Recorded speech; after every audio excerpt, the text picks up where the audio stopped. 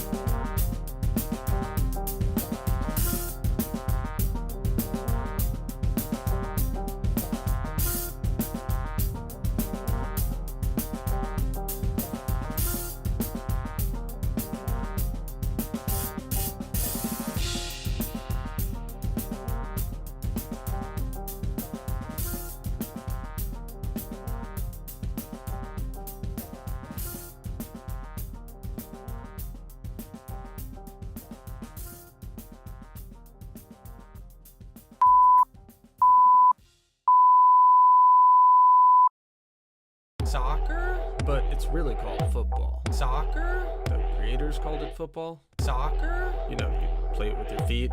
Reading between the headlines. Soccer? But it's really called football. Soccer? Hello, football fans, and welcome back to Reading Between the Headlines. I'm Asaf Nisim, your host for this latest episode of Peruse the News, the live show where we catch up on the latest Chelsea news together, maybe some world football news, maybe some Premier League news, and, of course, as always, we live football and prosper as one should. Now, on the docket for today, first from The Telegraph, Jamie Carragher writes, "The blueprint for Enzo Maresca to follow at Chelsea is simple." 2 words. Thomas Tuchel. Next, we'll check out Enzo Maresca's pre-match press conference together, get some clues as to how the Blues will show up against Liverpool on Sunday. If you haven't seen it already, I've seen, let's just say I've seen parts of it. And we're going to do it together, see what's up over there. Third, we will put together our Chelsea lineup prediction, not preferences, for the match. That is to say, what we think Enzo Maresca is going to field on Sunday against Liverpool, not what we would prefer, because that's a totally different thing. But we could talk about that as well. That's just not what we're going to be putting on the board. After that, we will head over to theanalyst.com to check out their match preview, as well as how the Opta supercomputer, end quote, has this fixture playing out. It's always interesting, a good baseline to go and check out. Lastly, Sky Sports put out a new video just today with Mark Cucurella, entitled, "Mark Cucurella answers 12 questions you've always wanted to ask a pro footballer." These kinds of videos I like to watch them. I don't know if they're mundane for other people, but I really enjoy them. And Cuckoo is pretty fun to watch anyway. He's always kind of funny and got some sort of little something to say. I haven't checked this one out at all, saving it for this show for a first-time reaction. As a bonus, per usual, if we have any time, we will stalk some of our favorite Chelsea player Instagrams, current and alumni, before we close up shop. Well, we might check out some managers. We might check out some staff members. We might check some players out who aren't Chelsea alumni or current players either. But you know what? It's just going to be dealer's choice here. And guess what? I'm the dealer. So, but yeah, for the most part, like to check out the Chelsea boys. Now, before we continue, if you are new to the channel, or if perhaps maybe you are not new to the channel, but you tend to lurk out there in the internet ether of this channel, of this show, why not go ahead, find that like button, hit the like button, hit the subscribe button so you can find us later on, and so that we know you are digging it. we as in me, and maybe even hit the notification bell. Now, I don't always hit the notification bell on channels, but this channel specifically does kind of tend to go live a lot lately.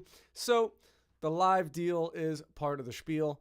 So maybe hitting the notification bell is a good idea because it's infrequent. I haven't settled on a time yet. It's like, where is it going to land? Where are people going to come the most? I'm still feeling it out. We're only a few episodes into this experiment. I say a few, but probably around, this is the 23rd episode, as you could see.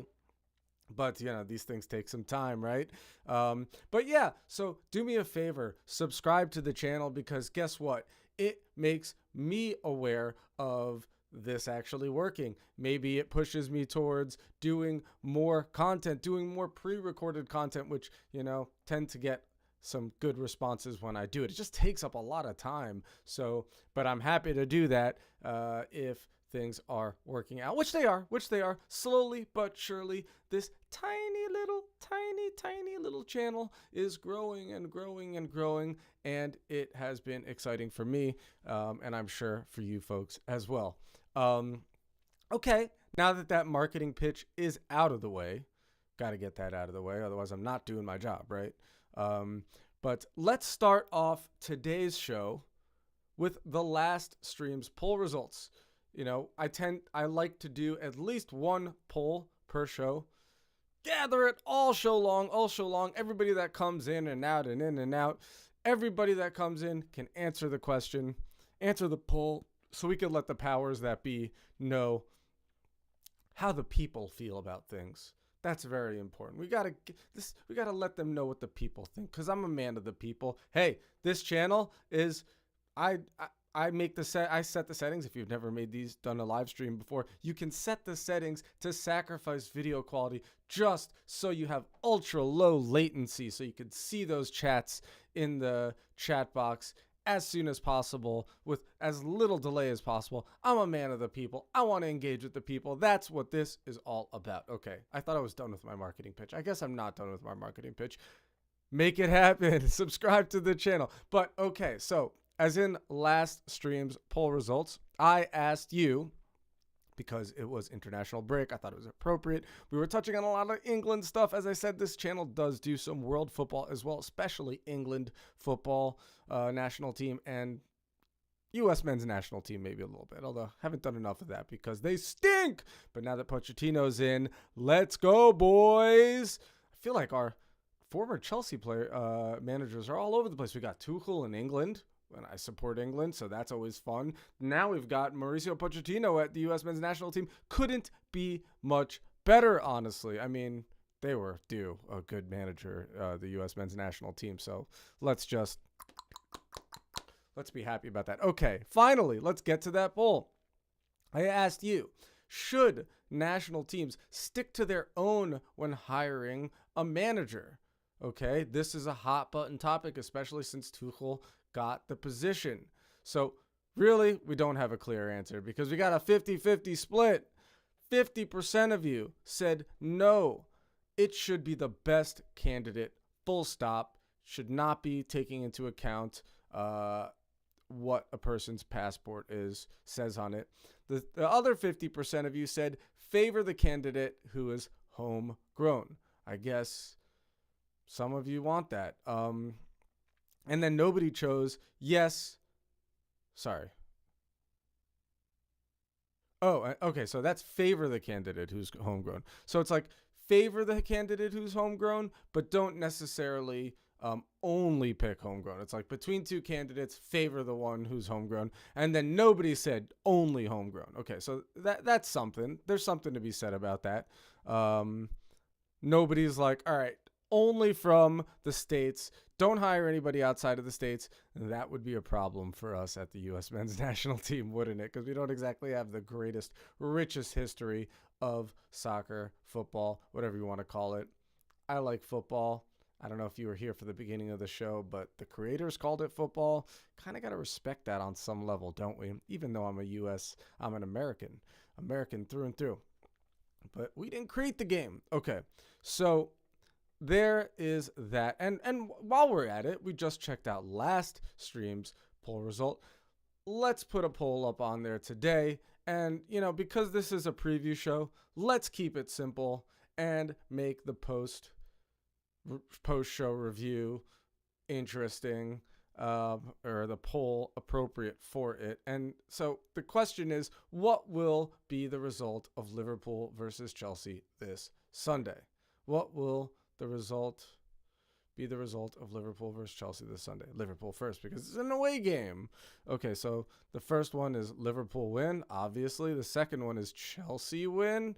That's the other option. And then there is one third option, draw. The fourth option would be like some sort of weird abandoned match situation. I like to throw that in sometimes, but you know what? We'll keep it real simple. Not very cheeky this time, this stream. So let's go with that. And guys, answer the questions we need to know. We must know. Simple. You don't even need to predict the score line. Just hit who is going to come out with the win or the draw, right? Okay, so there we go. Engage. Get it done, boys and girls and etceteras. Okay, so here we go.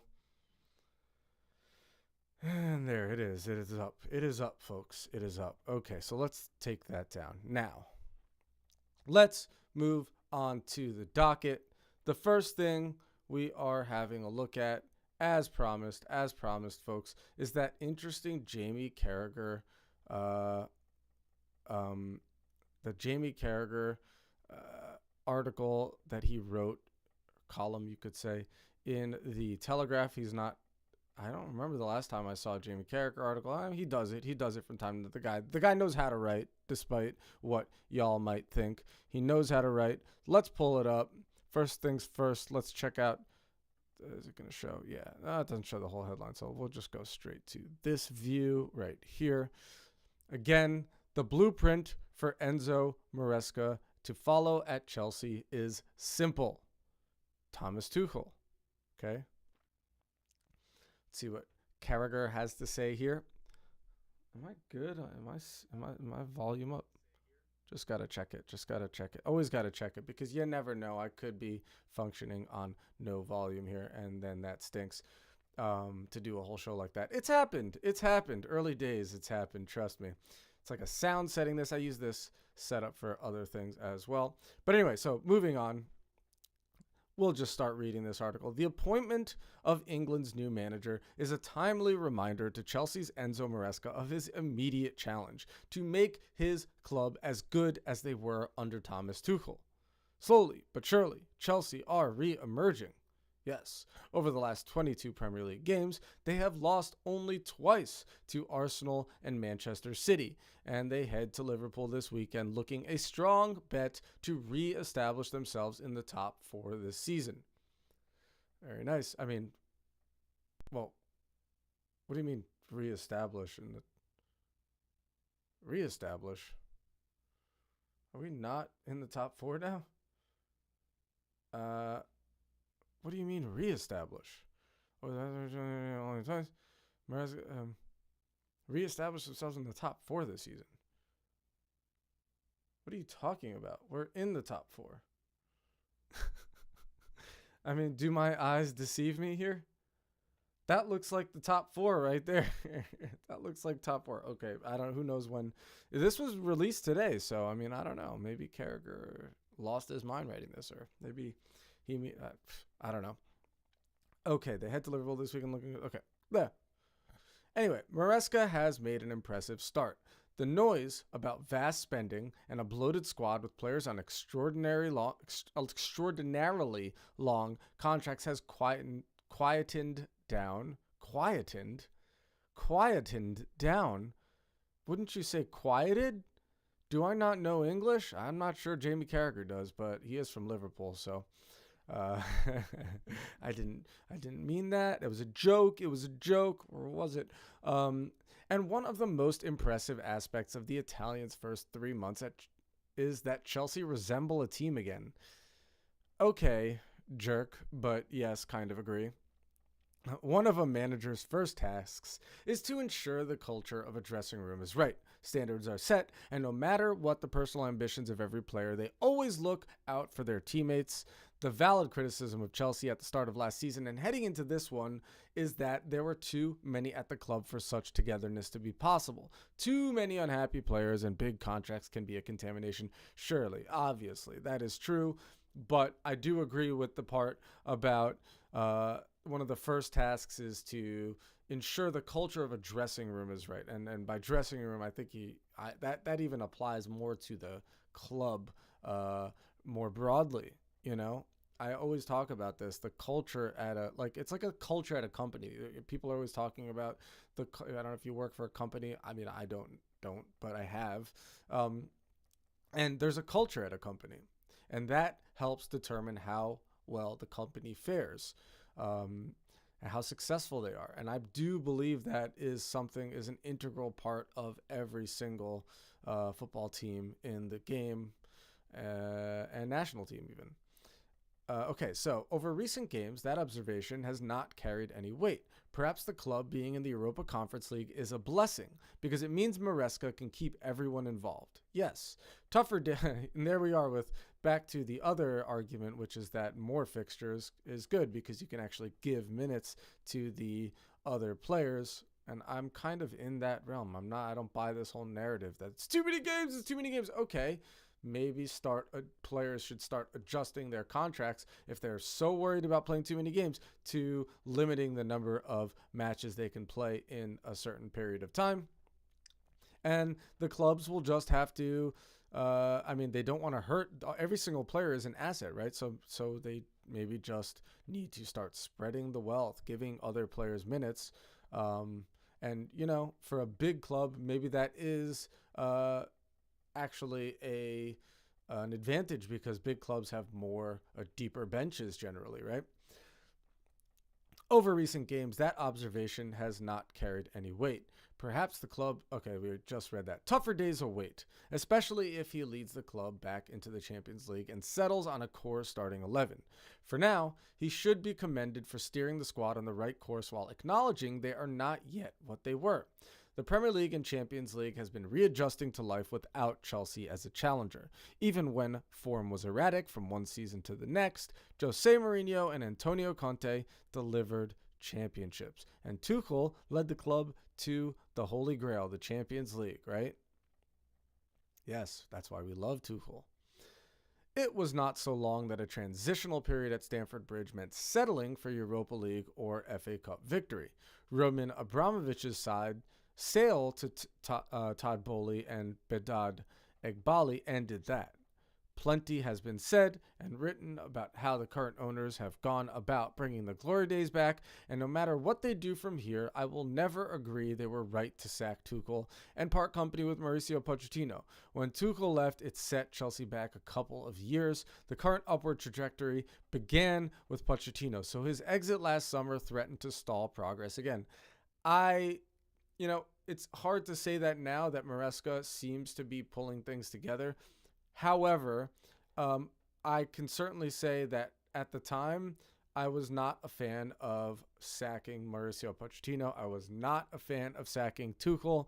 So I have to agree with Carragher there. However, Liverpudlian he is, or Scouse. But yeah, I got to agree with that. And, would a Chelsea fan want to reel back the time and get Mauricio Pochettino back in the hot seat? I don't think so, but you can argue that he's the one who started this upward trajectory, as Jamie Carragher is saying right here.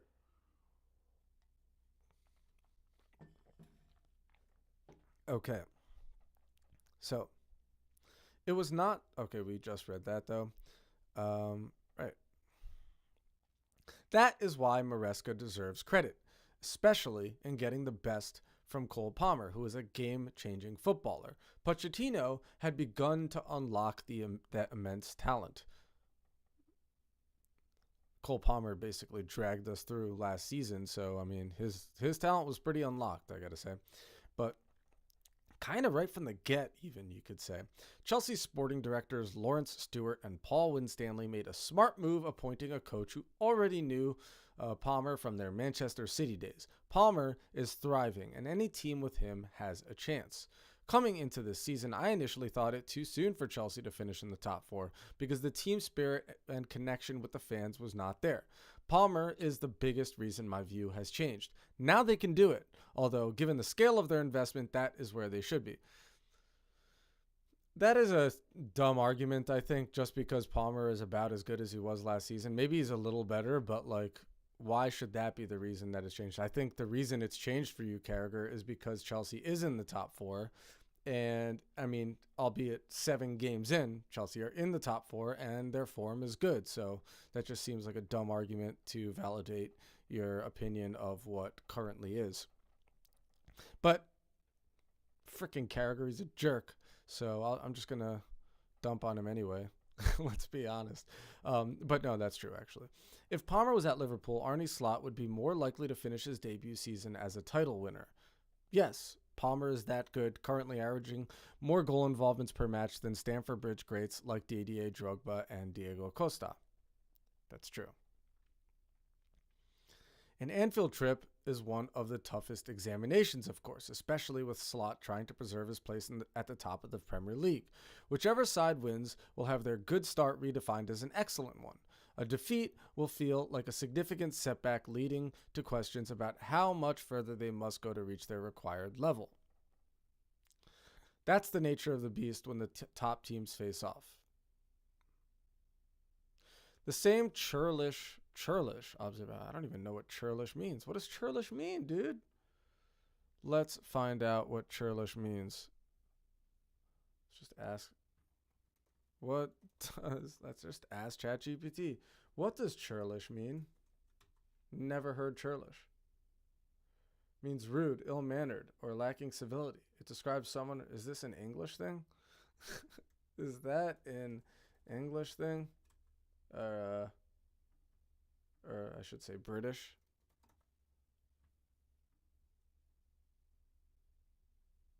Has an old-fashioned ring to it and may be more common in British usage. Okay, thanks, ChatGPT. All right, we move back to the Telegraph. Churlish. Always, the more you know, right? You learn some things. I'm even learning a word from Jamie Carragher here. Okay, so where were we? Where's that churlish word? Okay, the same churlish observation has been directed at both sides that they have had a kind fixture schedule, which explains the signs of promise. Slot has driven this bandwagon himself with regards to Liverpool's first 7 league games. He is wrong to downplay the significance of any winning run. I do not like a trend creeping into our game where fans, pundits, and perhaps even senior figures at top clubs start turning their nose up at so-called routine wins. Every Premier League victory counts and must be earned. Some wins may feel better emotionally or in terms of confidence they bring, but there is no more value in terms of points. A top 4 side can trip up against any team in the division, which sort of pushes against this other crap I was seeing from Troy Deeney on TalkSport talking about how Chelsea really hasn't faced any real tests yet besides maybe Brighton, which, okay, yes, I agree. Obviously, Brighton was the toughest test that Chelsea has faced. But to say that those victories aren't really compelling from a standpoint of them not being bigger clubs is just nonsense. But the performances is another thing, which, I've talked about before. I wasn't really convinced about many of the performances until Brighton, to be honest, especially by the B teams in the cup games. A title bid is not just about beating rivals or the perceived bigger clubs. Manchester City failed to beat Arsenal and Liverpool last season, but it did not stop them from becoming champions. Exactly. Okay, some teams fare better against the bigger teams in the regular season, and that's not enough for them. Then they end up losing these small games. We've seen this from Chelsea in the past. We've seen this from Arsenal in the past. We've seen this all over the place, which is why I totally agree with Jamie Carragher over here, honestly. Okay, a good season needs teams like Liverpool and Chelsea to beat the teams they are expected to. It becomes a great season when the stronger sides are defeated too. Yes. Chelsea are already 6 points. Sorry. Chelsea are already 6 points better off compared to their corresponding fixtures in 23-24. Liverpool beat Manchester United at Old Trafford, which is a big ask no matter what the relative form of both teams. Yeah, sure. Absolutely. The overall impression lingers that Chelsea are fighting with others to finish fourth, and Liverpool will be a title rival of Arsenal and City again. A healthy measure of where Liverpool and Chelsea are at is whether this rivalry will develop the kind of edge we have witnessed throughout the Premier League era. Chelsea and Liverpool are in a healthier state when they can't stand each other, even if the mutual respect between the players and coaches has always been there. I got to say, Liverpool just have always been a thorn in Chelsea's side ever since I've been watching since the early 2000s. For some reason, even when Chelsea are smashing it out of the park, Liverpool will come and just like rain on our parade.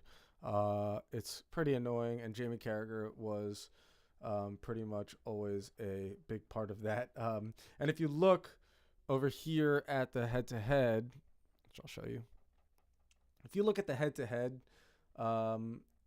it's not good. It's not great for Chelsea. The head-to-head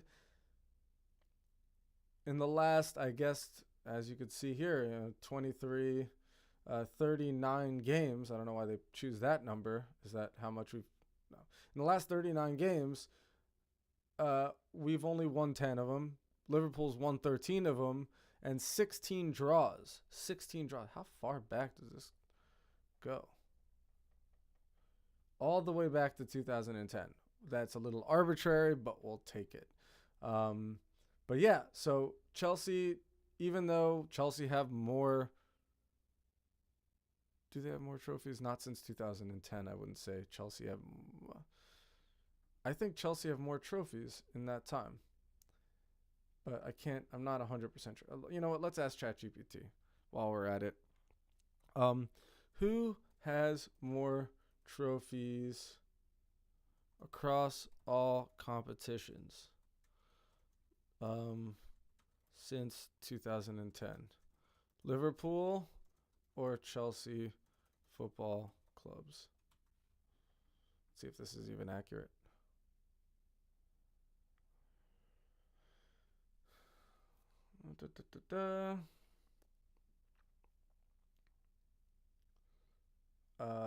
This is updated, but it says Liverpool has 10 trophies and Chelsea has 13. Okay, so even though Liverpool have fared better head-to-head with Chelsea, this is to Carragher's point, even though Liverpool have fared better, they have less trophies in that same exact period since 2010, it seems. So that's something worth mentioning. Okay, move on. Blah, blah, blah, blah, blah. Right.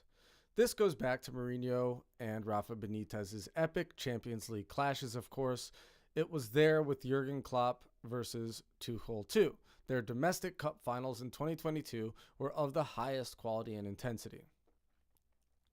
Maresca and Slot are part of a new generation of more analytical than emotional managers. But this fixture has always had the potential. That's an interesting take. But this fixture has always had the potential to explode. Remember Frank Lampard's touchline spat with Klopp in 2020? I don't remember it. Chelsea beating Liverpool. What happened in that? Let's pull that up actually real quick. Let's go pull that up. Why not? I like these little digressions. Lampard versus Klopp 2020. What did he say? 2010? 2020. Why do I already forget? Oh, we're talking managerial. Yeah.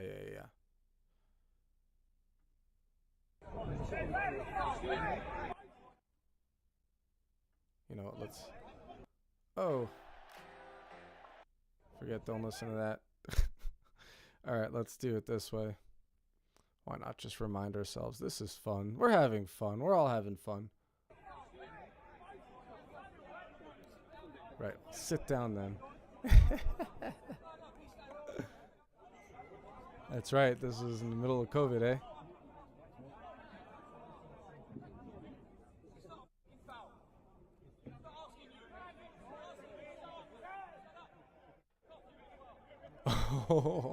I forgot all this, honestly.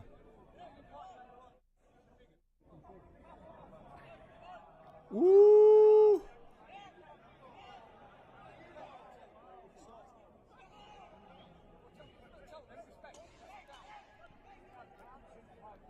Yo, Lampard.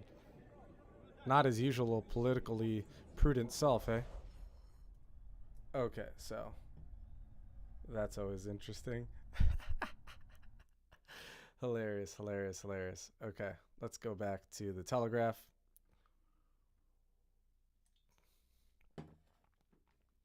Okay. Chelsea beating Liverpool to the signings of Moises Caicedo and Romeo Lavia was the latest of many occasions over 2 decades in which players have been lured to Stamford Bridge over Anfield. No club has been so adept as Chelsea at rubbing it in that not every footballer sees Liverpool as the ultimate destination. Last season, Liverpool left their mark on Chelsea by beating them in the Carabao Cup final, prompting Gary Neville's jibe about the billion-pound bottle jobs. That must still rankle. Yeah, it's annoying, especially because it's less relevant than people think. Like, we spent a ton of money on players like Mudryk and Caicedo and Enzo, but we amortized their value over many seasons, and it's like, especially when you buy younger players for a ton of money, it's like you expect to get a good portion of that money back, when you move them on. So it's like, it's not the same thing. Just looking at the number doesn't necessarily tell a whole story. Anyway, so that's right. If the hostility gets back to what it was, it will be good news for the clubs and the Premier League. Can't disagree with that. Liverpool versus Chelsea has the potential to ensure Pep Guardiola versus Mikel Arteta does not monopolize the next few years of the Premier League summit. Hopefully it doesn't, obviously. I don't want that to happen.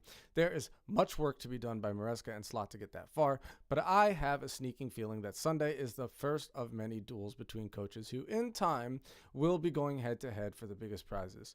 Maybe not even in time. Could be this season. I mean, at the moment, you can see that Liverpool is in first place on the table. Okay, they've only lost one match, which was a recent stumble against Nottingham Forest 1-0, thanks to our old boy Callum Hudson-Odoi at Nottingham Forest, with the only goal in that match. 1-0 is how it ended. And as you can see over here, Liverpool is in first, and it's pretty tight at the top. Yeah, it's 7 games in, but you really can't tell what's going to happen this season. Obviously, Arsenal and Manchester City are much more polished than Chelsea, and certainly Liverpool, I don't want to say are more polished than Chelsea, but certainly have more of a foothold in the game, in the league. But you can never tell what's going to happen in football. That's just how it is. Okay, that said, are there any good comments here, maybe? Okay, let's see what the comments are here, actually. Why not? Okay, they would have been doing well under Poch. I agree, actually. Chelsea needs 2 upgrades to be better than the rest, goalkeeper and a goal poacher, but they are almost there considering they are the youngest team squad by a mile in the Premier League. The future is brighter than in 04-05. Brighter than in 04-05? What are you talking about? How is it brighter? Brighter. Okay, but I don't really get that, but certainly, yeah, probably goalkeeper and a striker are needed. William Thompson, ghostwriters, fingerprints all over this, as always. I don't know about that, William Thompson. Maybe he is a ghost editor, but that's just an editor, actually. David Esterby, every week, nice work if you can get it, I suppose. Oh, is he talking about Carragher writing every week? I didn't notice that he was writing every week for this. Lou Gibson, if only a ghost could replace his match punditry. This is on the ghost writer. And the worst crime to Chelsea and football ever committed by a manager. Tuchel recommended N'Golo to be allowed to leave as his injuries didn't warrant an extension of his contract on generous wages surpassing Sterling's wages. Had this egotistical, narcissistic wrecking ball been allowed to continue, Chelsea would probably be bankrupt by now and in the championship. Hot take, mother effer. No. Shut the hell up, bro. I don't think you're right at all. But, and here he goes. He keeps going. I mean, I agree. At the time with N'Golo Kante, I thought that was a big mistake. How do you let literally the best? I know he was on some injuries, but he was still like 31 at the time. How are you gonna, maybe 32 max? How are you gonna just let N'Golo Kante, the best in his position in the world, like period, like end of story? You're just gonna let him go on a free? That is sick in the head. But okay, we move on because you can't get into the comments too much. Although I'd like to see some more comments in this chat box right now. Yeah, but you can't get into the comments too much. Okay. Little reminder, guys, if you're in here, go ahead, hit the like button, hit the subscribe button, and possibly the notification bell. But most importantly, hit that subscribe button so I can see you in here in the future. Would love to see it. Okay, let's move on to Enzo Maresca's press conference. Check that out together. And, let's check it out on 0.25 speed because I can't just, I don't know. Maybe it's, I'm a product of the time. I just can't even watch at normal speed anymore. Okay. Pull it up. Here we go. Thank you. Hi, Enzo. Enzo, what team news have you got for us? Any players returning? Any fresh injury worries after the international break? No. Finally, we are all available. So we have all the squad available. Yeah, unless Reece James too. He's going to say. What goes into your thinking there? Because you have to make two spoiler alert changes in a back four. Yeah, it's not a problem. I said since we start that I'm very happy with the squad. I'm very happy with the players that we are using. Since we start, we try to share a little bit minutes between all the competition we have. And so we have two suspended players that they are not able to play, and we're gonna find different players that they can play. Yeah. So Cucurella and Wesley Fofana are unavailable with us all due to suspension. Break. And it's a And good news there you go. for him because Reece James is the back injury is not in the a mix. good feeling. So finally he's back. It's been so difficult for him, for any athlete, to continually come back and get injured again. What have you done different as a medical team, as a club this time? And do you feel that this is different, or is it difficult to know that and predict that? No, it's always it's complicated when you get injury again. It's not easy, so you are always looking for a solution. Lower the volume. Probably the solution with Reece is the same solution we are using with Romeo and Wes in terms of using them just once a week, one game, because probably in this moment, for different reasons, Reece body cannot play, for instance, twice a week. So probably one of the solution is that we're gonna try to manage him in the same way we are doing with Wes and Romeo. Given the unbeaten run that the team is on at the moment, your manager of the month, Cole Palmer player of the month, it feels like the team is enjoying a good spell. How much are you relishing this run of tough Premier League fixtures over the next 4 games, starting with Liverpool at Anfield, which has always been quite a special fixture for Chelsea fans? I think it's especially a game for all the clubs. Liverpool is nice environment, fantastic. We are excited to play this kind of game, but in the same time, I think all the games that we played until now, no one of them has been easy. All the Premier League games, they are difficult, they are not easy. And as I said, we're going to try to do our best and prepare the game in the best way we can and try to get points. And away from club football for just a moment, Thomas Tuchel is the New England head coach. I just wondered what your reaction is to that. Do you think he's a good fit for England? Just to say all the best to Thomas and nothing more. I think if people in charge decide for him, I think it's because they are convinced, and I'm not the one that I can judge if it's right or wrong. The only thing I can say, all the best to him, his staff, and no more than that. Some reports that he has been in touch to maybe take some of your staff away. What a way to say nothing Can you say on that? And about if they Tuchel. do go, can they combine the roles? I know that one of them has been approached, that is one of the analysts, and Oh, there's we are something. quite open to leave people to take their chances in case they want to take it. And the other one, I think, Ilario, I heard something, but there's been not any approach yet. Wow, he's even giving It's the only names. thing I know, but as I said, Interesting. we are Talking open-minded about in terms to possible allow people to take chances. Poaching And by Tuchel also, of we are staff at happy to Chelsea, keep people that they want to stay, and including the ones that they Hilario go, and somebody else. they can go. Wow, he doesn't give any Hi, Fs. He's good just afternoon. giving that out. I read an interesting article this morning by Graham Potter, the former Chelsea manager. He spoke about Moises Caicedo. Perhaps you read it as well. Who's also at What do you Brighton think, since with you started Graham working with Potter. Moises, what do you think you done to help him? Because it feels like now we're seeing the real Moises Caicedo. I don't know, probably it's more a question for him. The only thing I can say is that, as I said already many times, What did he I say? really believe that to improve as a team, you need to improve the Potter. players. And we are trying to, Caicedo. not only with Moy, but with all the players, to dedicate them time, to spend time with them for extra work, almost every day. At the end of the session, we keep players for extra work. And Moy is one of the players, so we are happy in the Oh. way he's playing. We didn't have any doubt about him as a player, as a person. Potter And we wrote are very a happy little the way he's playing in this moment. Question about Jadon Sancho, please. brief What article of on your years working Caicedo. in management in Italy and in England as well. I'd be And you ever interested came to across check a that player out. like Jadon in terms of the excitement he brings to the team, to all the fans? Yeah, Jadon is doing well. The only thing he has to do is to continue in the same way, work hard every day. And as I said many times, for sure he's going to help us because we really believe that he's a special player. But the only way to confirm that is to work every day hard and to never be happy in terms, always be ambitious and more and more and more. Liverpool away this weekend.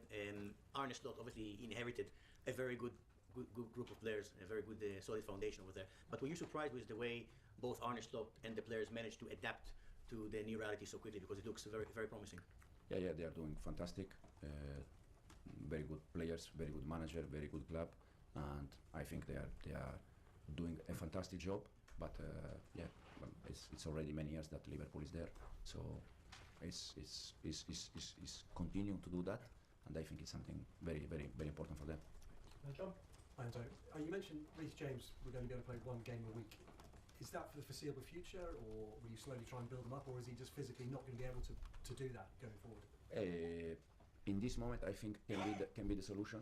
Now in the future, I don't know. But if we want to build something with him in terms of physical condition, Yeah, Reece James probably isn't going going to start. allow I him, mean, you know, he to isn't go going to start, in slowly, my opinion. and to use him once a week, and then hopefully in the Next to future, no we chance. can use him more during the week. But in this moment, probably we need to think to use him once a week. Even with It's gonna be a difficult Cucurella, decision 'cause obviously Monaco's being been playing really well as out. for you now when they're both vying for that. Yeah, But we'll do that it's lineup difficult, but at the same together time soon. It's nice because you know that one of them, the one that I choose, is going to do well. So this is a good feeling. So no Cucurella this week. Will it be a chance for Ben Chilwell possibly to come into the squad or maybe start? I We don't are- think so. We are. I said Chile is one of the. He our doesn't player. think so either. Unfortunately, in the last, unless yesterday that he joined the session, the previous day for 3-4 days he was ill, so he didn't get any session. And we'll I'd see love how- to see how he's Chile. playing tomorrow. And Liverpool away. Will this be a chance? I'd gauge love where to you see are Chile right and your now. Progress coming up against a title challenger. We're gonna approach the game not thinking where we are. We're gonna approach the game trying to prepare the game in the best way, and as I said, try to get points there. But it's not Probably this not game that is going best to define, have him where we are. come in if and we win or play we against are, Salah we solve all the problem. on the If we right lose, wing, or we their don't. right wing. It's just a process. It's just a game, and as I said, we're gonna try to do our best and prepare the for game. his first Well, match. you've got to play them at a different time. Obviously, you've had the international break, you haven't had all your players, you've had players coming back at different times from different parts of the world, and then you've got to go to Anfield to play Liverpool. No, it's yeah. I think for them it's more or less the same. The only difference is that they play at home, but we try to adapt to the fixture. Good luck. Thank you. Hi Enzo, hope you're well. How would you assess your start to life as Chelsea manager now you've been here for a couple of months now? Very happy because what I expected in terms of players and level and style, I can see clearly that is there. I said already many times that no matters in this moment who is going to play, you can see clear the way we want to play. For sure there are games. This moment is So normal. weird. It's normal because we Maybe just some are producer two over playing there football. messed up, But, or that's very their happy new because first of editing all, style. the club is, I said, it's one of the best clubs in the world, and I'm very excited to play with and I feel very lucky to spend my time and to share my times with this squad that I'm very happy. talked about the tough run of fixtures coming up. Next 3 out of the next 4 Premier League games, you face Liverpool, Manchester United, Arsenal. People maybe talking about it being the Yeah, first it's a real tough test schedule Chelsea have coming had up, under man. Your leadership. What are you Talking, hoping to see from some of those big games over the next few weeks? I said I don't think that we're talking Sunday game define a little bit where we are. I think in this moment we Pull have that to be focused on things that we want to improve. That is the most important thing. As you said, the first game is Liverpool, then we have 2-3 more games. But I don't have the feeling that Nottingham was easy game, or Brighton was easy game, or West Ham away, or Bournemouth away was easy game. I think so you've got Premier League Liverpool, is probably the best league in the world, and Panathinaikos, it's because it's the tough then league in the world. So every game is Newcastle, difficult. and Newcastle It will again, be exactly then the same in the Manchester next 3 or 4, United, or in the next then 25 games. FC that we have. Noah, then Last year Arsenal was in the about league. Cole Palmer as well. You've been asked lots about Yeah. him in the last couple of weeks, but Got a during tough the schedule international coming break, up. he was used Definitely a have a little tough bit differently. schedule It was coming up. more defensively against Greece. In the Lee league. Carsey said he might even Liverpool, consider playing him at left back at Newcastle, some point, but I United, wondered what you Arsenal. thought the way he was used by England, Yeesh. and whether you could Then see him Aston playing Villa in a after different Leicester. position for Chelsea like he has for England recently. Yeah, so I can say the way we use Cole, get rid of that. then the way a different manager, or Lee in this case, use Cole is because probably he saw something. But in the way we are using Cole, I think it's quite clear. It's great. Best of luck again. Thank you. Thank you. You finish this section with Bobby? Hi Enzo. Sorry, mate. I wanted to ask about Malo Gusto. This season his role has changed a lot from what we saw last season. He was overlapping a lot last season under Yeah, Pochettino, but this yeah. season he's coming inside a lot more. How do you think he's doing? Fantastic. Very happy with Malo. He's giving us many things, many good things. But not a lot going forward. That's the truth. He's It's a helping good the question. process, the way we want to play a lot. We are happy with him. We are happy with Renato, the times that he has to play inside. But for sure, Malo is doing very well. And for the age he has and how mature he is in terms of player, it's top. Let's not forget how Do you young think when Malo Reece James Gusto fit is. available, he will be able to fit into the similar sort of role as Malo? First of all, he has to be fit, Yeah. and then slowly we see. But now the most important thing for 21. this is that The finally he's guy's fit. freaking And we see now the 21. way we are going to Okay. use him. That fortunately, as It's I said, insane. we have many players that they are versatile and So they good. can play in different positions. Malo Gusto is underrated, honestly. Let's be real. How underrated is Malo Gusto? I mean,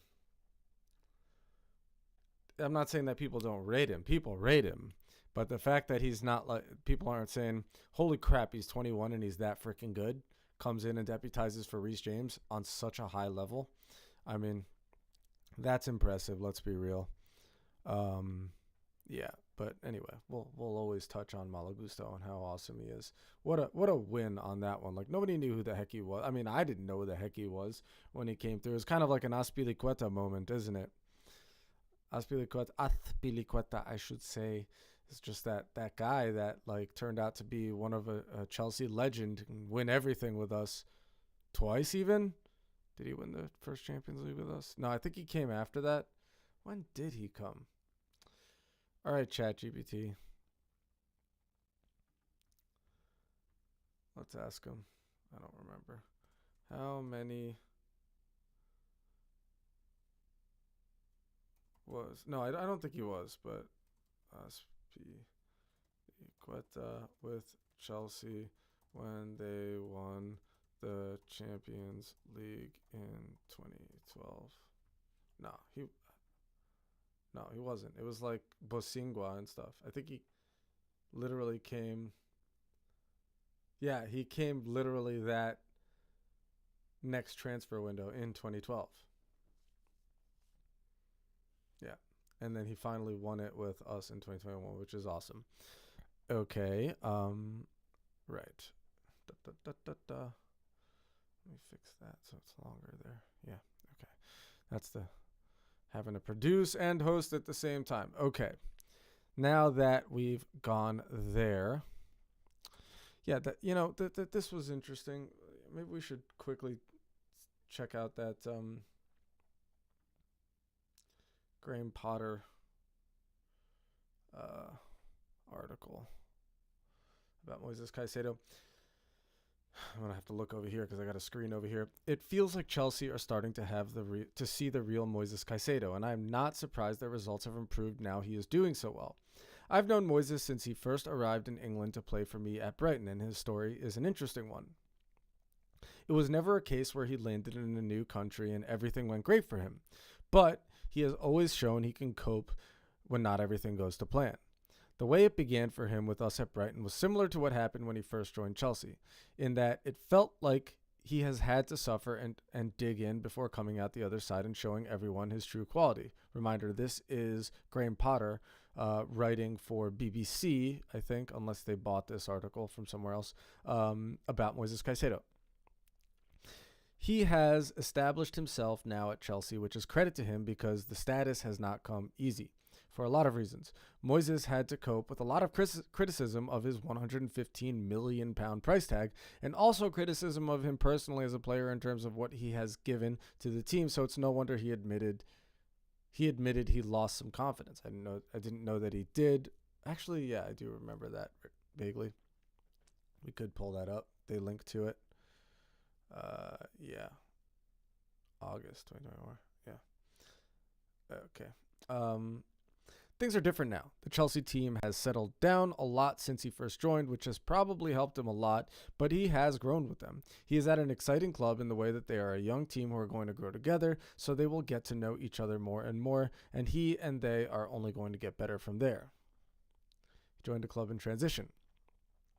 It is just over a year since Chelsea beat Liverpool to the race to buy Moises from Brighton for an initial £100 million fee that could rise to a British record. There is sometimes an expectation that you sign players and they are going to hit the ground running in some kind of instant solution to whatever problem you got. What people often misunderstand is that you have been watching a player who is playing a certain way and functioning well in a well-functioning team. When you put him in a different situation than in a team that is not functioning in the same way, you don't get the same player, temporarily anyway. They just need some help and support to get back to that point. You have to understand the context of the club he went to, because it is fair to say Chelsea were in a period of transition for a couple of years, including the time when I was there as a manager. It was probably similar for Marc Cucurella, who also moved from Brighton to Chelsea in 2022. All of a sudden, you're at a new club with new teammates and a new context. If the team is not doing well, that makes it even harder. I always say that's for sure. It is difficult for all players, not just young ones. And just like he did when he first came to England, Moises had to adapt. I'd describe his character as world class. Moises was only 19 when we brought him over from Ecuador in 2021, and when we sent him out on loan in Belgium a few months later, the team he joined were struggling at the bottom of the league. Moises found that spell quite tough. We spoke to him a lot at that time, and also when he came back to Brighton at the start of 2022, when he felt he was still adapting to the intensity of the training sessions and the way the game is played over there. Because he always had the physicality for the demands of the Premier League, we knew that once he did adapt, he would be able to cope with it no problem. He just needed time and the right pathway into the first team. We knew he was talented, but we were never going to throw him off the plane from Ecuador and straight onto the pitch. We tried to give him everything he needed, but the other thing that helped him make such an impact was his attitude. I would describe his character as world class, and I am sure it has made a difference for him at Chelsea too. Moises is a mix of someone who wants to learn and improve, but is also highly intelligent anyway. The way he approaches things is the perfect combination for a manager or a coach to work with, and because of that, I always thought his future was extremely bright. I've not spoken to him for a while, but I'd be amazed if he had changed just because of how grounded he was when he was playing for me. He was always extremely humble and understood the journey he had been on to come to England, and was grateful for the opportunities and support he was given. At the same time, he had already done so much for himself to play international football for Ecuador at a young age and then break into the Brighton team and do so well. He will make everyone else better too. You know, you never know for sure how a young player will do in the first team. All you can go off is what you see every day in training and how he is as a person. By that I mean how he can handle pressure and deal with disappointment and setbacks, because those are the things that get challenged constantly in the Premier League. Moises deserves great credit for the way he has come through all of those things at Brighton and now at Chelsea to be playing at the level he is currently at. The fact that he has captained Chelsea already this season in the Europa Conference League against Servette says a lot about his mentality and tells you what people within the building think of him as a person. That side of things does not surprise me at all because I know what he is like and how he plays his football. When people talk about team players, well, that's Moises. He just wants to do the best he can for his team. Of course, he's a better player when the team is functioning well, but he will make everyone else better too. He is not the guy who is going to dribble past 10 players or try something flash. He is physical. He wins the ball for you, and he keeps things simple when he has got it. Although he has got quality too. Look at the through ball he played for Nicholas Jackson to score against West Ham a couple weeks ago. Yeah, that was definitely class. The impact he has in the team goes beyond most of the stats that are shown for midfielders because they don't wholly reflect his role and influence on the team. That is always the case with players in that position. You can use those binary measurements like tackles made, yes, distance run, or sprints, and it tells you one thing about him, but not everything. He gives balance to this Chelsea side. When Moises was a teenager, he was more of a box-to-box player. And at Brighton, he did not start out as a dedicated holding player either. He can play different roles in a team, including hitting the box, because he has the capacity to be that old-fashioned midfielder who can do everything, tackle and pass and shoot and score.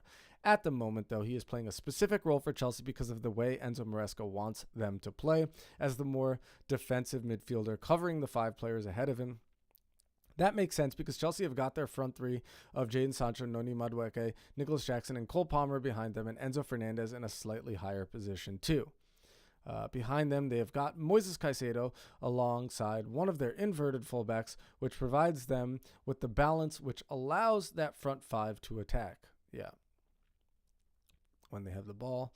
So what is asked of him is quite clear. Like I say, he could do other things as well, but at the same time, he is really good at the job Maresca has given him because of his intelligence and physical attributes. To be a holding midfielder, it helps if you are strong positionally, as in you read the game and are in the right position most of the time, but you also need to be able to cope if you do get it wrong occasionally, because it is going to happen. In the Premier League, you have to defend big spaces sometimes, especially in a team like Chelsea, who like to drive the opposition but leave them space to break into. Moises' positional sense will get better and better the more he plays in that role, but he is already very good at recovering those big spaces and winning the ball back. Along with everything else, that makes him the perfect fit for the way they want to play. I am really pleased to see him flourishing the way he is. He has seen his difficult periods out without going under and has kept on being himself, wanting the ball, winning the ball, doing the right things. This is just the start for him, but he and Chelsea are already seeing the rewards of his hard work. Okay. Good take. And I think people are seeing there certainly was plenty of criticism of Moises Caicedo since he was signed, especially given the price tag. But I do think that he's starting to come out of it. I will agree with Graham Potter on that. It seems that people are lightening up on him, and we're definitely seeing the things. And we definitely saw, like he mentioned, that through ball at West Ham. That was his biggest contribution going forward for the team this season, and it was certainly big, although we did win that game 3-0. Maybe you could say it was unnecessary. It's all necessary. But anyway, so moving on, guys, we are going to make that predicted lineup as promised, and as we've been mentioning in the show thus far. Oh, by the way, why don't you take a moment, if you're in the stream, in the channel, to just like the stream, possibly hit the subscribe button. That would be great. Would love to see you in the future. Would love to see you in the comments section. Hit the notification bell if you want to know when I'm going live, because it has been somewhat sporadic, although frequent, and it would be nice to see you, especially because I've got the settings on this channel at ultra low latency, and that helps me see your comments as soon as they're put in there with as little delay as possible. That way I can react to the chat box and we can get into a conversation, which has happened a great number of times in this show, although we're a new show, and it's been much more fun for me and everyone else. So please go ahead and do that. Hit the like button, hit the subscribe, show up, get in that chat box, slide into my PMs, my public messages, and make it happen. Okay, but as we've been talking about with the show so far, Chelsea head on over from Stamford Bridge to Anfield. As you see my little Google Earth video there for y'all folks. Now you know, geographically speaking, what's going on, where Chelsea are headed, if you're not very aware of England's geographical setup, environment, if you will. Okay, but so they're headed over to Anfield, and guess what? We are going to put together their lineup, the predicted lineup. Again, I remind y'all, this isn't a preferred lineup. This is not what I would necessarily prefer most to see on the pitch. Of course, there will be some overlap, but note this is not a preferred lineup. This is a predicted lineup. What do I think Maresca is going to put out there? And so yeah, I mean, I think for the most part we're gonna see some of the same stuff here, right? We're gonna see Robert Sanchez at the back. There's no reason for him to not be at the back right now. He's not. Jorgensen's not coming in and taking his spot yet. Jorgensen had his chance, sort of flubbed it after looking good early on. So Sanchez at the back, number one. The big question marks here are left back, obviously, and center right. And so, I mean, let's just start off putting Colwill, because it's going to be Levi Colwill in his normal spot. There's no reason that he would be left out. And obviously his number is, why is it? Where's the number? Why is this not showing the number here? Usually does. What did I do wrong? Players, that's what it is. So, Colwill, he's number 6, as y'all probably already know.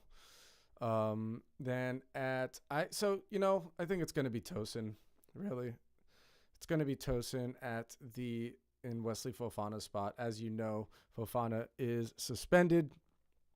I'm going to write Tosin because I don't want to write Ada Rabiot, and he is number 4, if I remember correctly, and I'm pretty sure that's correct. And guess what? It's already number 4 right there. Okay, so Tosin at the center back. He's gonna take Fofana's spot, and we're gonna see Malo Gusto at right back. I mean, you did hear Enzo Maresca in that pre-match. Reece James is back. I highly, highly doubt that Reece James is going to start this next match. He'll be on the bench, and happy to see it, but I think it will be Gusto in his normal position, which makes perfect sense. And then go on over to the left side of the back 4, and obviously, as you know, Cucurella is suspended, so it's probably not going to be Cucurella. I mean, it's definitely not going to be Cucurella. I don't think, somebody did mention, might it be Ben Chilwell? Yeah, I think that's like hopeful, wishful thinking if you're in the Chilwell camp, which certainly I am, but I don't think it's going to be him, and I think probably it's going to be Renato Vega. And to be fair, he's kind of earned it, and there's a lot of great talk about Vega lately coming out of, we read in the last stream from Roberto Martinez, even though Joey Barton thinks he's the most overrated manager in international football, or whatever it was exactly that he said. But I think his opinion on Vega is valid. Vega is really good, and we've seen him do well for us, so it's probably going to be Vega. Yeah, I don't think any sort of weird kooky. Maresca's not the type to go into some weird kooky thing where he puts like Gusto on the left or brings in Chilwell, who hasn't really started a game for us. No, it's just not going to happen. So that's going to be the back 4 and the keeper. Then there's no reason to see a change over in the midfield. It's probably not going to happen. I mean, unless we're missing something and it happens, going to be Enzo Fernandez at the number 8, right? He's number 8 on the left side of the midfield. Then you're going to see Moises Caicedo, stalwart at this point. At this point, it's Caicedo all day long.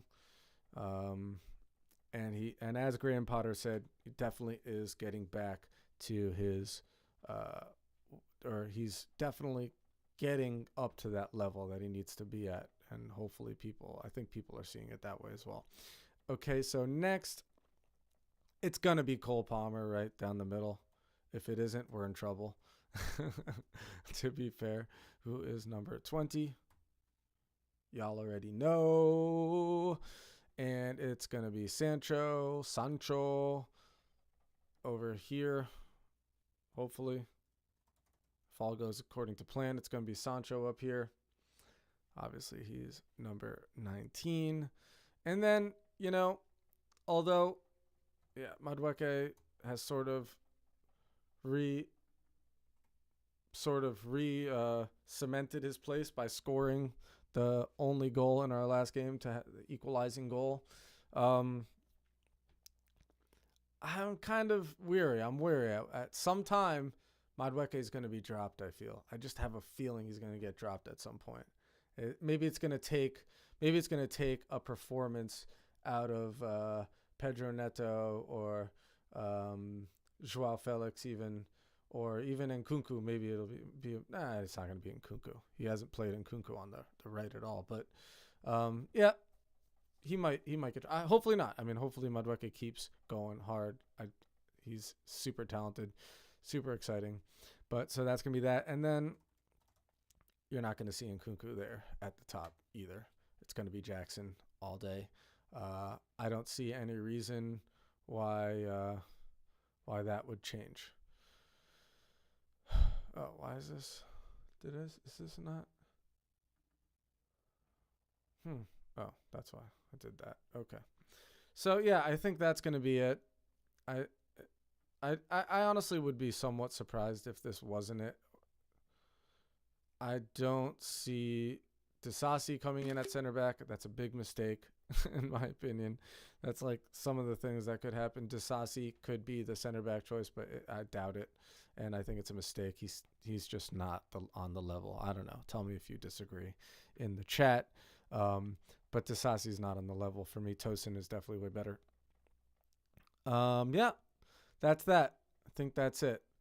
If there's anything I missed here, nah. And we're not going to see, obviously, Mudryk on the left.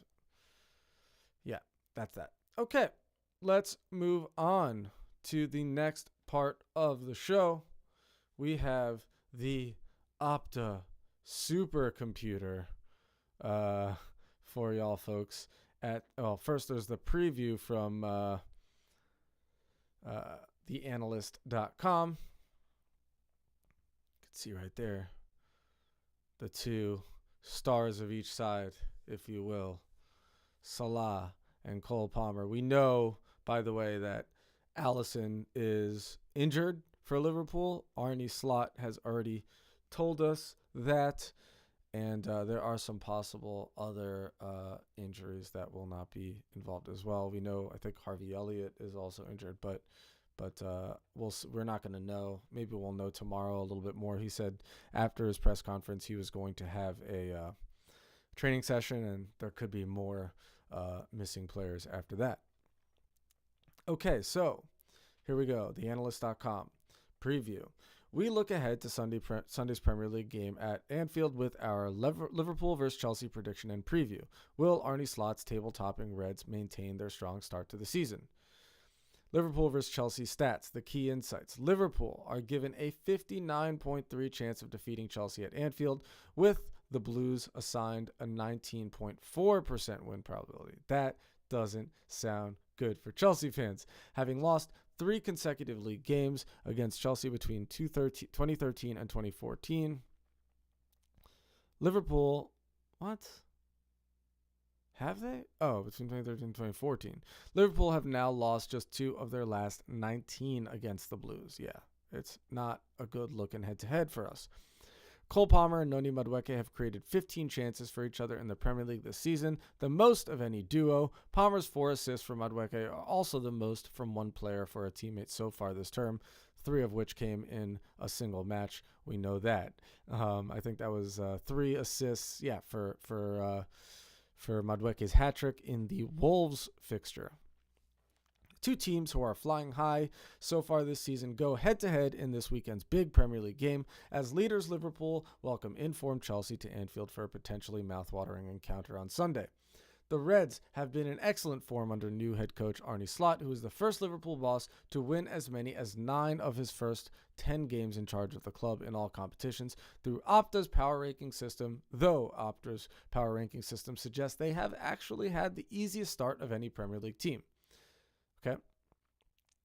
Chelsea, who have won 4 of their last 6 league outings after losing to Manchester City in their opening match, are sure to present an altogether tougher test than their previous fixtures. Replacing a club legend like Jurgen Klopp is not going to be easy, though Slot is making a good fist of making it look simple so far. Good fist. I don't know what that means.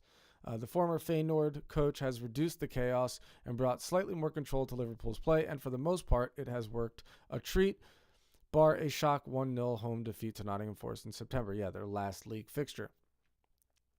Despite winning 7 of their 8 league games and sitting top of the table, Liverpool have only recorded the 3rd highest expected goals in the league over the first 7 games of 2024-25, behind Chelsea and Tottenham, but Slot has looked to build on a strong base. Liverpool have conceded the fewest goals, 2, kept the most clean sheets, 5. Only 2? They've only conceded 2 goals? Is that right? Is that right? Yeah. Conceded 2 goals. We've scored more than Liverpool this season, Chelsea. The only team that scored more than Chelsea is Manchester City. They have 17 goals. Chelsea has 16 goals. So that's interesting. But again, Liverpool's defense are going to be tough to cut through. I mean, two goals conceded. That's it.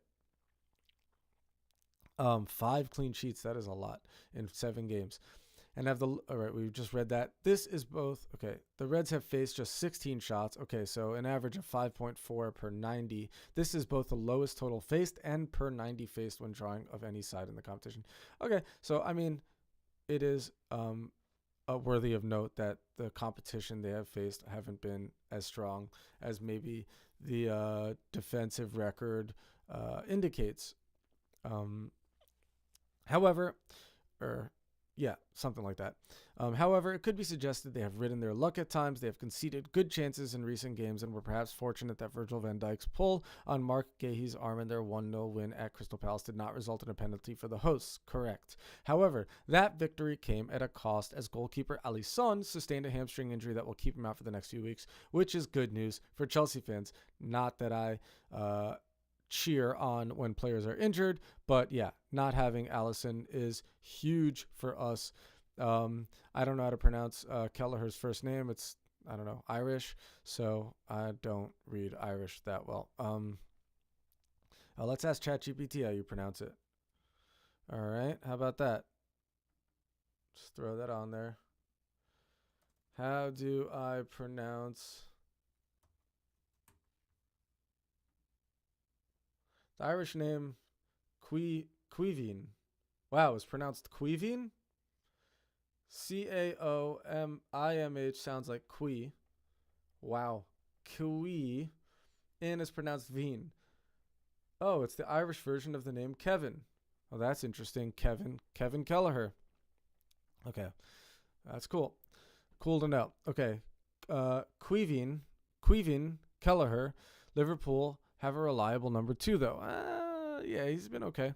The Republic of Ireland international has always stepped up when required, and since the start of this last season has recorded an impressive preventive figure of 2.9, having conceded 10 Premier League goals, excluding own goals and penalties, from an expected goals on target against a figure of 12.9. Okay. Kelleher, Caoimhín, that's how you pronounce his first name if you're just coming in. Kelleher has also played in Liverpool's extra-time victory over Chelsea in the EFL Cup final in February, as well as scoring the crucial penalty in a shootout success in the showpiece match of the same competition 2 years earlier, so he has fond memories of facing the Blues. Well, let's make this a not-so-fond memory for dear old Caoimhín Kelleher. Chelsea, though, should arrive at Anfield in good spirits. These two are the only teams with a 100% away win rate in the Premier League this season.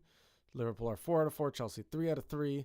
Only in 2005, 2006, and 2008, 2009 have Chelsea ever won their opening 4 matches of a league season. Yeah, it's been a while. Maresca, meanwhile, is looking to become only the 5th boss to win each of his first 4 away Premier League games, with one of the previous 4 to do so being Slot, also Bobby Gould, John Gregory, and Philippe Scolari. Scolari didn't exactly have the greatest time in the Premier League with Chelsea. As ever, Chelsea will want to get on the ball, but they may be best served being patient and waiting for their moments to pounce on the break. Yes, but that's not how Maresca is going to ask his players to play that much, we can be assured. And that's dangerous for Chelsea, actually. Key to that tactic could be Cole Palmer and Noni Madueke, who have created 15 chances for one another in the Premier League this season, the most of any duo. Yes. This is a long preview, eh? Palmer's 4 assists for Madueke are also the most from one player for a teammate. Again, yeah. Okay. Meanwhile, Palmer has directly contributed to more Premier League goals, 44, 28 goals, 16 assists than any other player in the top flight since the start of last season. Pretty awesome stat, and I'm sure you've seen it everywhere, as I have. The 22-year-old was named Premier League Player of the Month for September. He has won 2 of the last 3 Premier League Player of the Month awards, with only Frank Lampard 4 winning more for the Blues than Palmer 2. Palmer shouldn't be alone, though. In Nicolas Jackson, Joao Felix, Pedro Neto, and Jadon Sancho, Chelsea have plenty of attackers who could test that mean Liverpool defense. Liverpool versus Chelsea head-to-head, having lost 3 consecutive league games against Chelsea between 13 and 14. Didn't you just say that Liverpool have now lost just 2 of their last 19 against the Blues? Yeah. Indeed, Liverpool are unbeaten in their last 6 Premier League meetings with Chelsea, though 5 of these have ended level. Oh, okay. Only 1 win in the last 5. Chelsea have won just 1 of their last 9 Premier League away games against Liverpool. Yeah, we never do well at Anfield. Not a lot of people do great at Anfield, but we have a tough time there. And they went down 4-1 in the corresponding fixture. This would be huge to win at Anfield, guys. That big win for the Reds came less than a month before the EFL Cup final, in which a depleted Liverpool side won 1-0, thanks to Virgil van Dijk's header deep into stoppage time, with Chelsea, then of course overseen by Mauricio Pochettino, passing up 4 big chances defined by Opta as an opportunity from which a team would reasonably be expected to score. Okay. But under Maresca, who is freshly minted as Premier League Manager of the Month for September, Chelsea have been more clinical. Only Man City have scored more goals than the Blues, 17-16, who have also outperformed their 14.7 expected goals. So they will be hoping to capitalize on any big opportunities that come their way on Sunday. Hopefully. Still not feeling super strong about it, but I mean, maybe that's just my pessimism as a person. Top of the league heading into MD8, match day 8, with home advantage and with a strong record against Chelsea, it's hardly surprising that Liverpool are made the favorites by the Opta supercomputer. The model gives the Reds a 59.3% chance of taking the 3 points, while Chelsea came out on top in 19.4% of its simulations. The likelihood of a draw is 21.3%.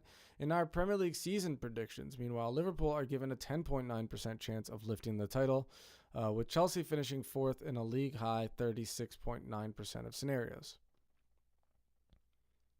There you have it. 59.3 to 19.4 to win the match. Not good odds for us. Let's see their predicted lineup for us. Yep, that's exactly what our predicted lineup was. Same predicted lineup. Okay. So it's probably going to be correct.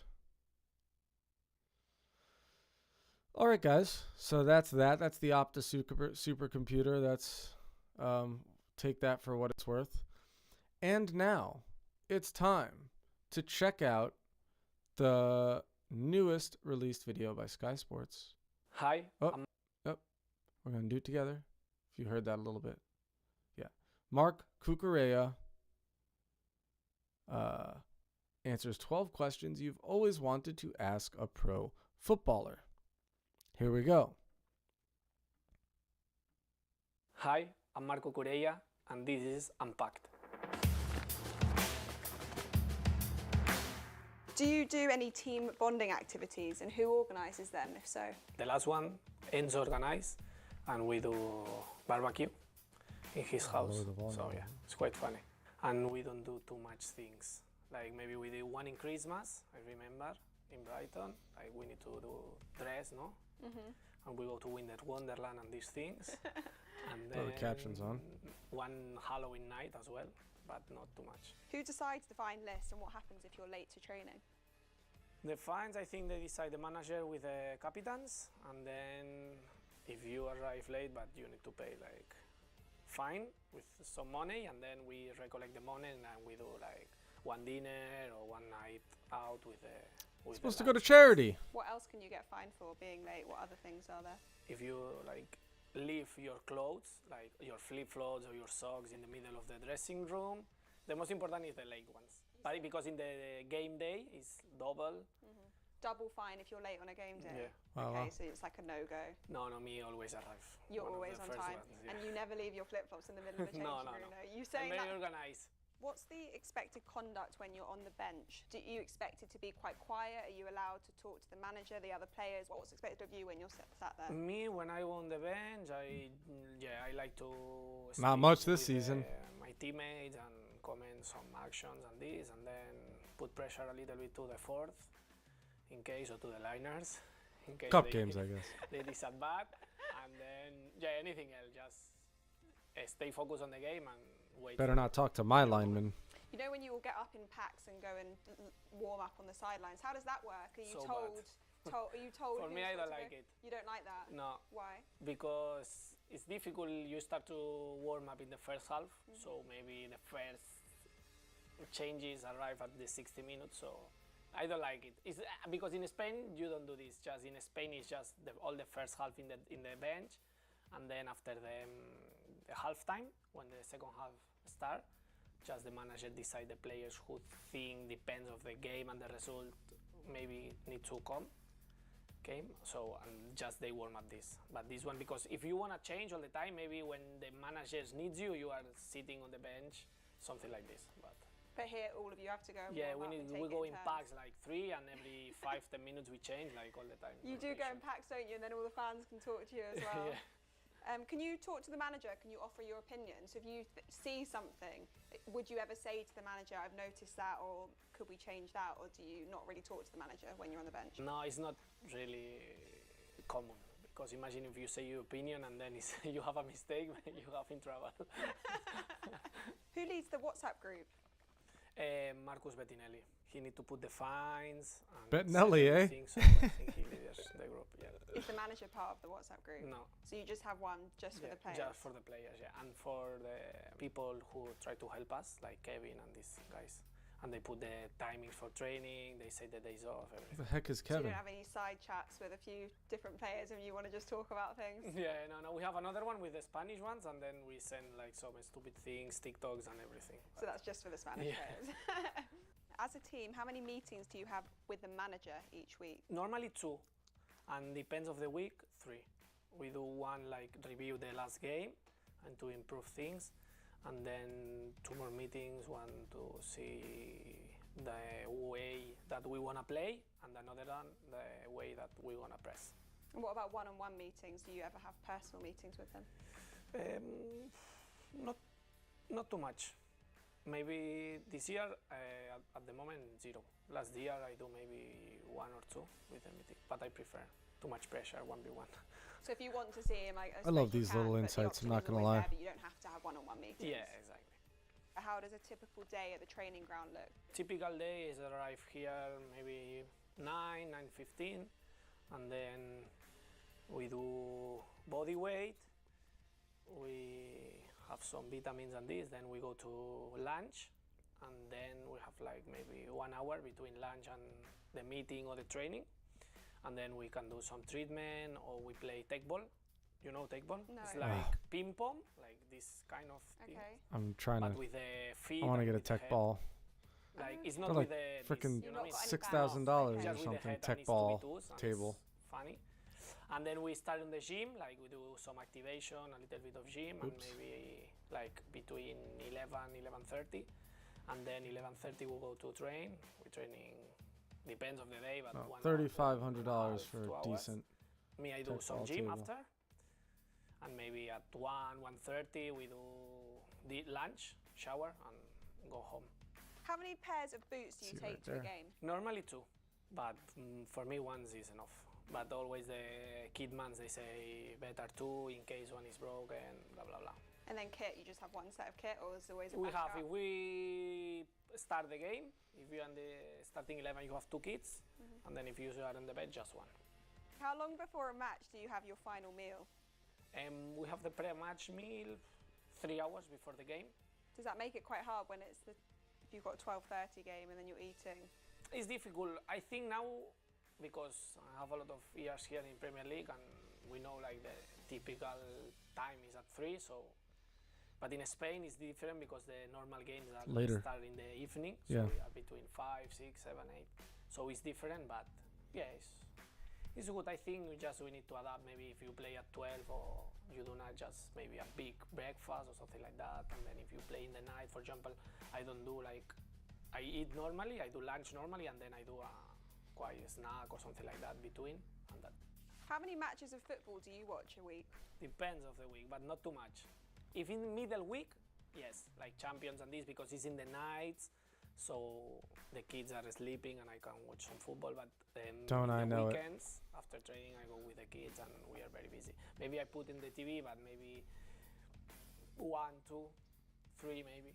So you. But no straight away the 90 minutes. I just put there, and when I listen they shout, I go to watch the action and everything. So when you get a minute away from your kid, you're like, 1 sec, I need to watch the goal, and you run back Something in like the. this, yeah. How many hours of video analysis do you watch a week? Maybe of your own game or of the team? I watch my actions after the games, like to see what I do well or like what can I improve. And then here with the manager, we review some actions after the game as well. And then normally this is maybe 1 every 2 weeks or something like that. We're watching like the defensive actions, like what we need to improve and what we need to reinforce to doing well. Seems like not a Tennis lot, games. honestly. Maybe 1 hour a week. Do you listen to any analysis of people like on Sky Sports, pundits, any analysis from the channels as well? Doubt it. Well, to be honest, I don't watch the English. You can be honest. The English channels. I watch the Spanish ones, Okay. but not too much. Honestly, I watch the game, and when the game is finished, I don't watch. Normally, I don't watch. The That's TV. for us more, Just isn't it? watching Netflix in the night, something, and during the day, I watch just Paw Patrol and these things. Paw Patrol. What do you do on the team bus to and If you have from kids, you away know what's up games? with that. We put maybe some games in the iPad and this, and now we start to play Mario Kart to the Nintendo. Who's best at that? Me, I'm one of the best ones. Yeah. Before Kai is the best one Have you been by far. You've been practicing. And then now we start to Did you play. say in the Kai, national team like as Kai well, Havertz? in the Euros, and then here Joao play good, but the rest they are so bad. Levi bad, Bet so bad, and Key half, and now Rob start to play is so bad as well. So I think it's easy. What do you do the night before an away game? We can play PlayStation, and then we play now a lot to Nintendo, Mario Kart. Mario Kart. We have some people there, and we have good fights. We play before, and now we have a lot of players playing now again, so it's funny. And then few years, my first season here, we play Wolf, the game, this one. I don't know that one. It's good. It's like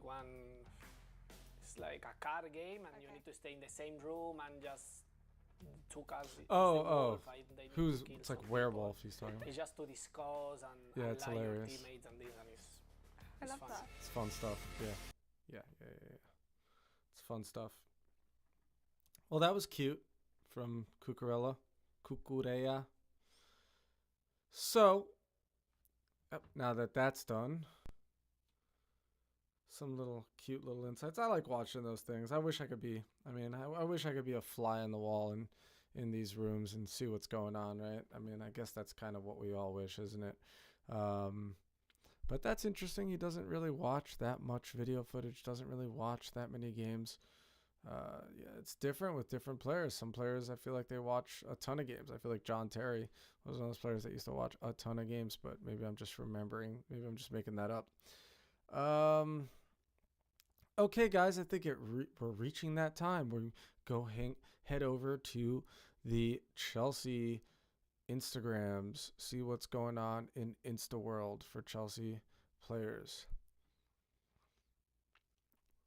Marina posting, well, I don't think I would have signed myself up, especially not as a keeper, but thank you, Shirts by G, for sending this jersey in a note. Always grateful to hear from Chelsea supporters. That was a week ago. Marina Granovskaya still in the loop. Pedro Neto story. Back in training. Let's go, buddy. Tosin. Probably going to be playing for the boys. Didier. Tammy Abraham, Chelsea alumnus, I should say. Maybe sis, love you beyond words, more life. Sis. It's cute. Noni. Also posting the dub. Juan Mata Garcia over in Sydney, or in Australia, I should say. Raheem Sterling. Best gift we could have given Arsenal. Lavia. Be nice to see him play more matches. Be interesting to see when that happens, especially given the fact that he was preferred at the start of the season by Maresca. David Luiz. Is he still playing or is he posting old? He's still playing. Enzo Fernandez. Ruben Loftus-Cheek over at Milan. Wish the guy well. Joao Felix. Still haven't seen the best of him at Chelsea in either stint. John Terry. Had to tell the little man all about John Terry. Oh, okay. That's just a repost. I was like, what? JT had another kid?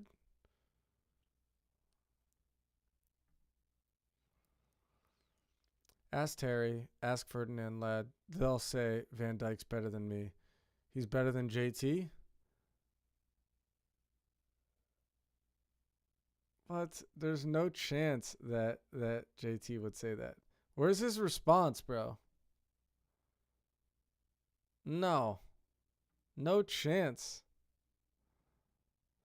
Here's John Terry. Yeah, proving me right here. In the comments. Ask JT. Ask Ferdinand Ladd.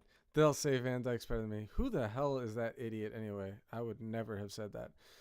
John Terry, goals, clean sheets, Prems, individual awards, FA Cups. Shall I keep going? I love VVD, but jeez, don't cringe, man. Don't say John Terry, I love you. Any Ferdinand here anyway? Did Ferdinand respond? I don't think he's that active on Instagram. Yeah, I don't think so, buddy. I don't think so, buddy.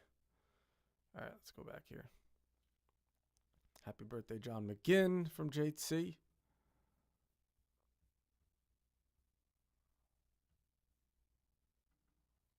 Okay, we're not going to do that. Young Chalaba. Miss you, boy.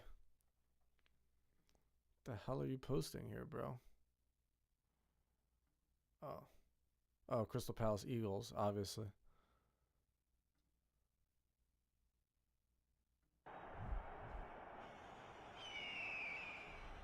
As long as there's no copyright. You got somebody special behind your corner and all around you, and that's God. When you fall, he's right there. When you have your victories, he's right there. So when you go through things, he's going with it. He's right there with you. He's talking to you. I miss him, bro. I miss him. All right, can't be playing that copyrighted music, but I miss Chalaba, man. He'd be honestly right now. No Fofana, Chalaba right in there, brother. Underrated,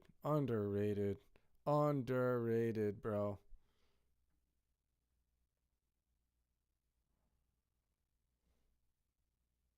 Yeah, let's be real, underrated. Oops. No, I'm not gonna do that again now, am I? 100%. Go back. Why is this so big? Oh, Jesus. Now it's like so big. What the hell did I do here? Okay, here we go. Posting a lot of God stuff. No sweat, no sweat. I'm down with it. I respect a godly man.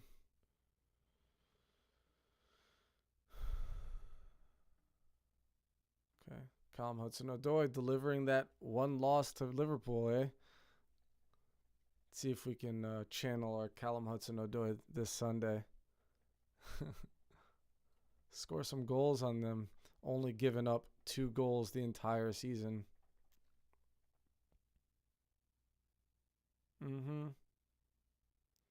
Tony. Rudiger. Patrice Evra, he's hilarious. Chelsea women. Haven't really. Not going to lie, I'm not huge Chelsea women follower. Ramirez. I don't know if y'all remember Ramirez. Like to follow our boy. Definitely. Always loved Ramirez. So cute. What's this? Goals conceded 0405 JT. Yeah. No chance Virgil van Dijk is better than John Terry. That's just some hogwash right there. Don't even come at me with that BS. Maluda. Another Chelsea legend. Essien. Gotta love Essien. If you don't love Essien, you're not like a true Chelsea fan, right? By teaching me some new managerial skills, I can continue to develop myself as a football coach and shape my vision of tomorrow's football. Love you, Mike. Casa Day. Looking forward to seeing more out of him. Who's talking about him recently? Oh, yeah, Gianfranco Zola was saying that he's been keeping an eye on Casa Day, and he's a real-ass player. So maybe there's not a lot of space in the midfield now. Now, especially Caicedo's doing better. Although, to be fair, argument to be made that maybe Fernandez hasn't been at his best. And while I'm a fan, maybe he needs to get dropped a game or something, you know? Like, it's possible. Maybe bring Casadei in. I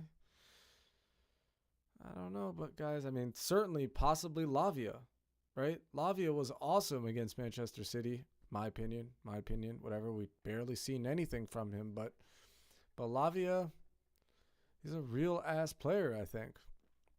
I'd like to see maybe Enzo Fernandez get dropped one game for Lavia at this point. Definitely the next cup game. We got to see Lavia in the next cup game, which is going to be... Real quick, let me check that out. Next cup game. Going to be, October 24th. So Thursday. So, against Panathinaikos. I'm very hopeful to see Lavia and see if Lavia can make a real impression, then maybe he'll get in a say in the league games. That'd be nice to see. It's Nicholas Jackson playing for Senegal. I don't even know. Did he score for Senegal? I don't think he scored for Senegal. Did he score for Senegal? Pull that up too. Did he score? Jackson.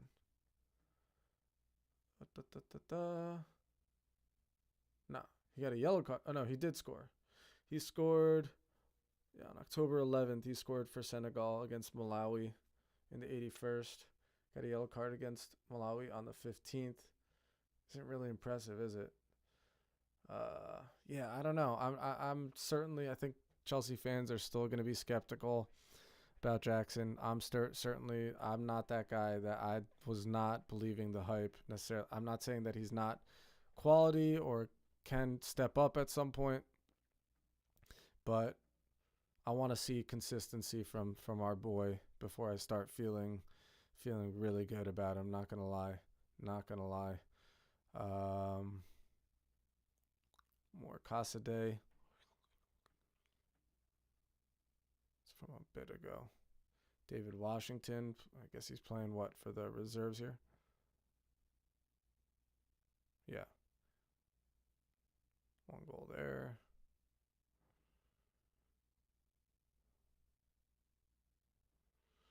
Haven't really gotten to see much from David Washington, right? He hasn't really gotten any chance. I mean, and at this point, he's way down the pecking order, unless, like, God forbid, Mark Guiu and Kunku get injured and Jackson all get injured. I don't think we're going to see much of David Washington.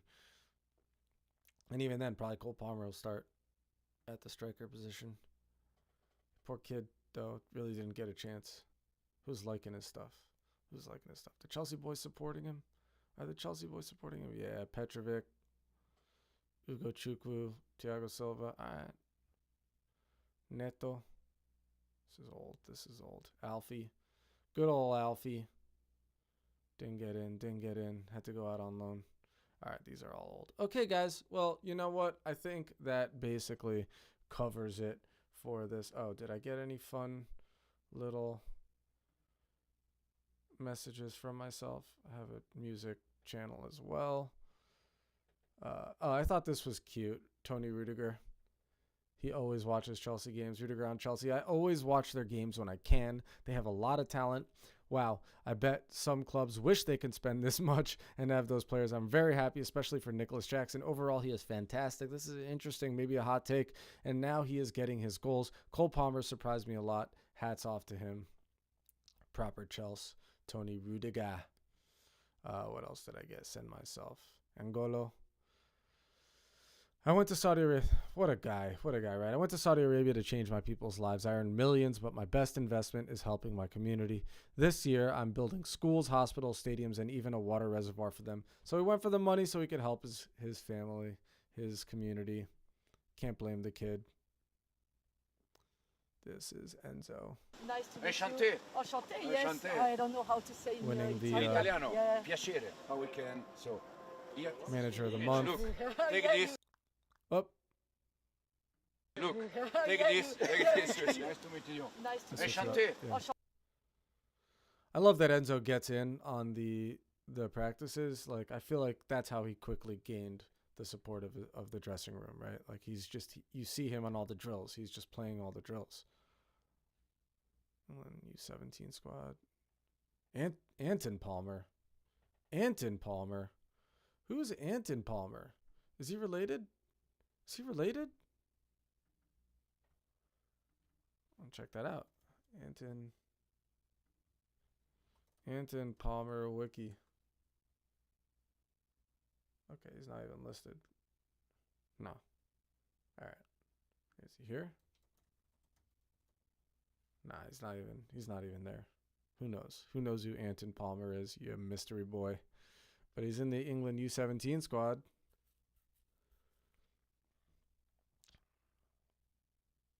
Okay, there. What is this? Is triple captaining Holland the best decision? Which player will you triple captain this season? What is triple captain? I don't even know what that is. All right, folks. Last reminder, we're about to head out. I think that we've spent over an hour and a half on this channel, but good. Thank you anybody who came by, who's still in. Thanks for coming for the show. Yes, happy to have you. Didn't get too much engagement in the chat this time. Would love to see more. Don't be afraid. Write some things in the chat, okay? Get the conversation started. That's why we have such a small delay. I have it set for a very small delay, and sacrificing even some video quality so I could have that small delay between the chat and myself, so I can respond to anything. We can get the conversation going. But again, reminder, not just the chat, like the channel, like the stream, subscribe to the channel, most importantly, so I know things are going well. They are going well. We're definitely getting bigger all the time, but it could be faster even if y'all just subscribe to the channel. Hit the notification bell if you want to know when I'm going live. I've been doing that quite often lately, so and kind of sporadically. So yeah, do yourself a favor, do me a favor, get in with the team. Love to see you, and do it before we're huge, because then you could say, hey, I knew them before they were huge. I was a fan before the channel blew up. That was me.